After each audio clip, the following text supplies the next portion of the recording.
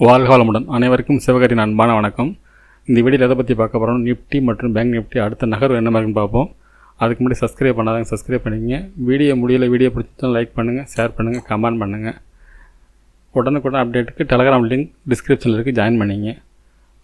Okay friends, வீடியோக்குள்ளே போவோம்.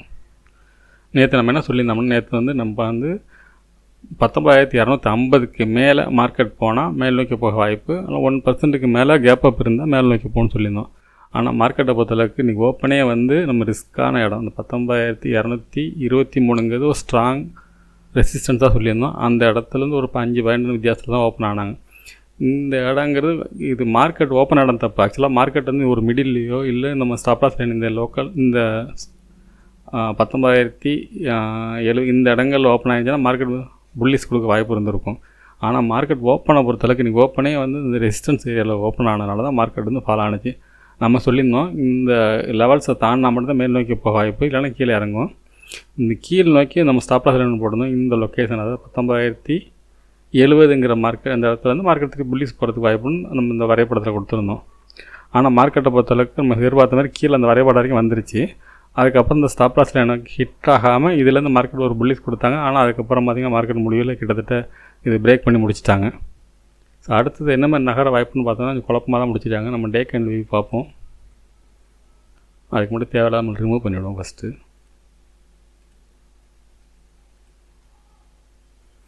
இந்த டே கேண்டில் வியூவை பொறுத்தளவு பார்த்தோம்னா டே கேண்டில் க்ளோசிங் நல்லா தான் இருக்குது.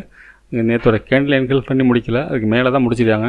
இருந்தாலும் இந்த இடங்கிறது இந்த பார்த்திங்கன்னா உங்களுக்கு தெரியும். இந்த இடம் 19,250 223ங்கிறது ஒரு ஸ்ட்ராங் ரெசிஸ்டன்ஸ். 250 to 230 இந்த இடம் பல நாளாக சப்போர்ட்டாக இருந்தது. இப்போ நமக்கு ரெசிஸ்டன்ஸாக மாறிட்டு இப்போ இது பிரேக் பண்ணாத வரைக்கும் மார்க்கெட் மேல் நோக்கி போகிறது சிரமம் தான்.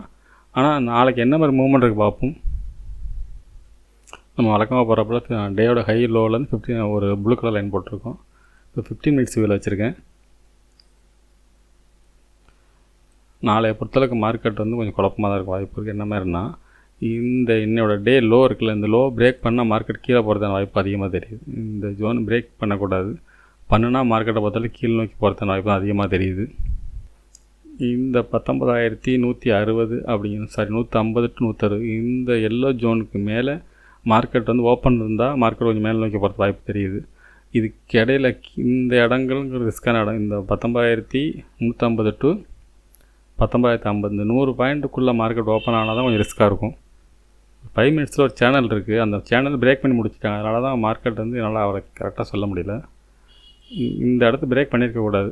அதனால் மார்க்கெட் ஒரு வேளை நாளைக்கு கீழே போகிறதுன வாய்ப்பு தான் தெரியுது அதிகமாக. ஓப்பனை பொறுத்த நாளைக்கு ஓப்பன் நல்லா இருந்துச்சுன்னா நல்லாயிருக்கும். ஒரு கேப் அப் இருந்து இதுக்கு மேலே ஓப்பன் ஆனால் 19,160க்கு மேலே ஓப்பன் ஆனால் மார்க்கெட் மேல் நோக்கி போகிறது வாய்ப்பு இருக்கும். இல்லை மார்க்கெட் நம்ம முன்னாடி சொல்லியிருந்த மாதிரி 19,250க்கு மேலே போனால் மட்டும்தான் மார்க்கெட் அடுத்து புல்லிஸ்க்கு எதிர்பார்க்கலாம். நம்ம ஆப்ஷன் பையராக இருந்தோம்னா பையரை பொறுத்தளவுக்கு இந்த 19,060 இங்கே இந்த இடங்கள்லேருந்து கால் சைடுக்கு ட்ரை பண்ணி பார்க்கலாம். இது பிரேக் பண்ண கீழே வந்துடலாம். ஒருவேளை இந்த ஜோன் 19,050ங்கிறத பிரேக் பண்ணால் மார்க்கெட் நம்ம புட் சைடு போகலாம், இறங்கிறதுக்கான வாய்ப்பு தான் இருக்கும். ஸோ எவ்வளோ தூரம் இறங்க வாய்ப்புன்னு பார்த்தோம்னா லெவல்ஸ்னு பார்த்தோம்னா அந்த ஒரு நிமிஷம் 19,020 ஒரு லெவல்ஸாக இருக்கும். அதை விட்டால் 18,940 ஒரு லெவல்ஸாக இருக்கும். மேல் நோக்கி பார்த்தோம்னா மார்க்கெட்டை பார்த்தோம்னா 19,225 250 இந்த ரேஞ்சுக்குள்ளே தாண்டினா மட்டும்தான் மார்க்கெட் மேலே போகிறது வாய்ப்பு இருக்கும். மூமெண்ட்ஸ்னு பார்த்தோம்னா வரைபடமாக போட்டோம்னா ஒரு வேளை இதுக்கு மேலே ஓப்பன் ஆனால் இவ்வளோ தூரம் வரைக்கும் போகிறது வாய்ப்பு இருக்கும். இல்லை மார்க்கெட்டை பொறுத்தளவுக்கு இந்த ஜோனில் ஓப்பன் ஆனாலும் இறங்கிட்டு இப்படி போகிறது வாய்ப்பு இருக்கும். இதோட கீழே இறங்கினா மட்டும் தான் இறங்க வாய்ப்பு. சரி, ஓகே ஃப்ரெண்ட்ஸ், பேங்க் நிஃப்டி எப்படின்னு பார்ப்போம்.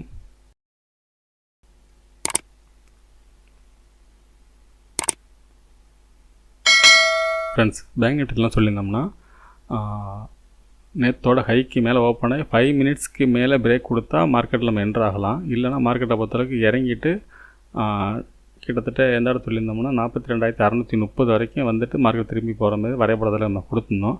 ஆனால் மார்க்கெட்டை பொறுத்தளவுக்கு அதுக்கடையில் ஒரு ரெசிஸ்டன்ஸ் லெவலும் கொடுத்துருந்தோம். சப்போர்ட் கொடுத்துருந்தோம் 42,825 லெவல்ஸ்.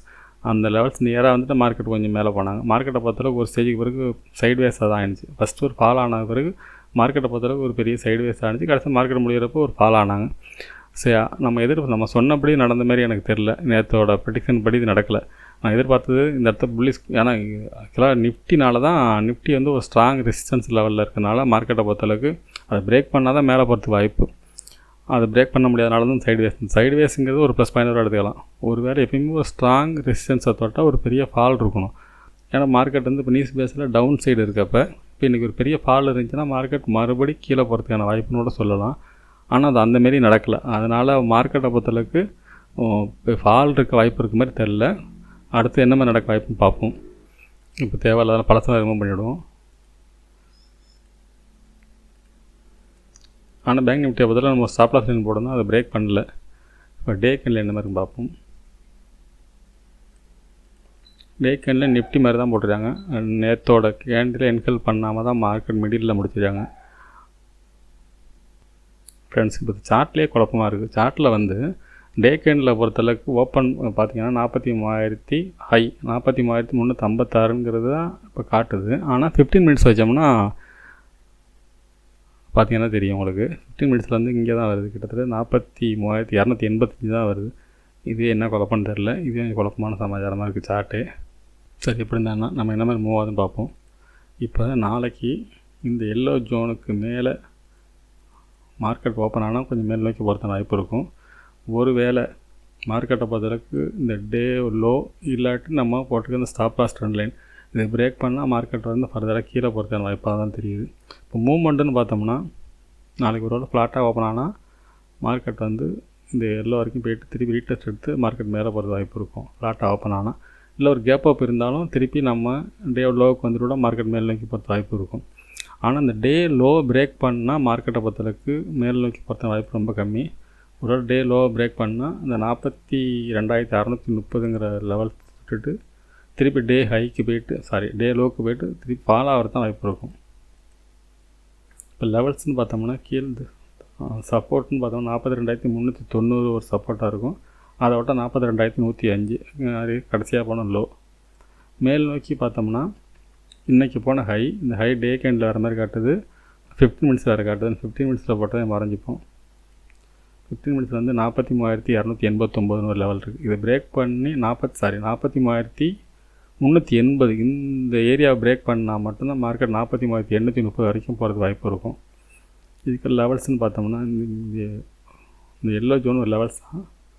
43,380 43,100 வச்சுமா 43,100க்கு மேலே மார்க்கெட் ஓப்பன் ஆகிருந்தால் மார்க்கெட் மேல் நோக்கி போகிறதுக்கான வாய்ப்பு உண்டு.